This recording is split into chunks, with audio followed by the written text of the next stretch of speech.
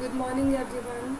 Today we are going to learn our next topic, that is commerce, which is from business activities. One was industry and second is commerce.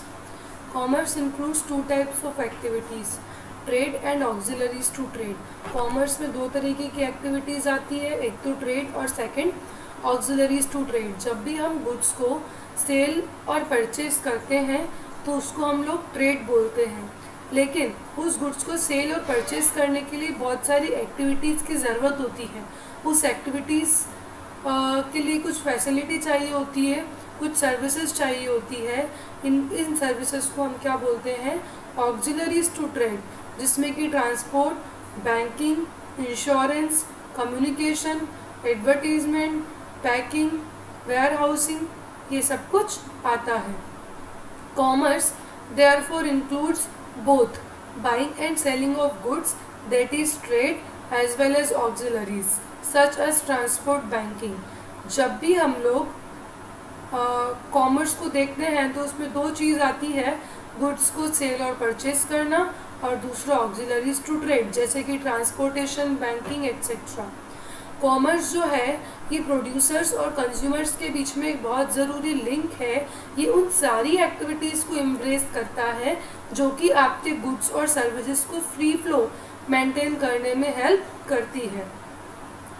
Thus, all activities involving the removal of hindrances in the process of exchange are included in commerce. इसमें वो सारी activities include होती है जो hindrances को remove करता है goods को एक्सचेंज करने के प्रोसेस में, जिसको हम कॉमर्स बोलते हैं. हिंड्रेंसेस अलग अलग तरीके की होती है. Hindrances of persons, hindrances of place, hindrances of time, hindrances of risk और hindrances of finance. Hindrances means बाधा या रुकावटें. The hindrance of person is removed by trade, thereby making goods available to consumer from the position of ownership producer. अब जो लोगों की रुकावट है, जैसे हमारे पास लोग नहीं, हमने प्रोडक्शन तो कर लिया लेकिन हमारे पास कंज्यूमर नहीं है, तो उस हिंड्रेंस को कौन ख़त्म करेगा? ट्रेड. उस गुड्स को हर एक एरिया में पहुंचा के और गुड्स को सेल और परचेस करके. Next one is transport. जो ट्रांसपोर्ट है ये प्लेस की रुकावट या प्लेस की बाधा को रिमूव करेगा. ऐसा कितनी बार होता है कि हमने जहाँ प्रोडक्शन किया है वहीं पे सेल करें, लेकिन ऐसा ज़रूरी है क्या कि हमने जहाँ प्रोडक्शन किया है वहीं पे उसका सारा कंजम्पशन हो?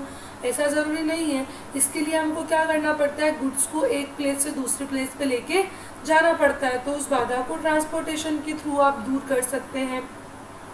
फिर ऐसा भी ज़रूरी नहीं कि जब हमने गुड्स को प्रोड्यूस किया है उसी टाइम पे उसको कंज्यूम कर ले.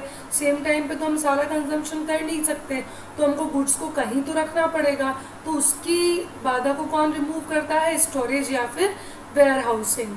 फिर उसके बाद आता है goods held in stock as well as goods in course of transport और सब्जेक्ट टू अ रिस्क.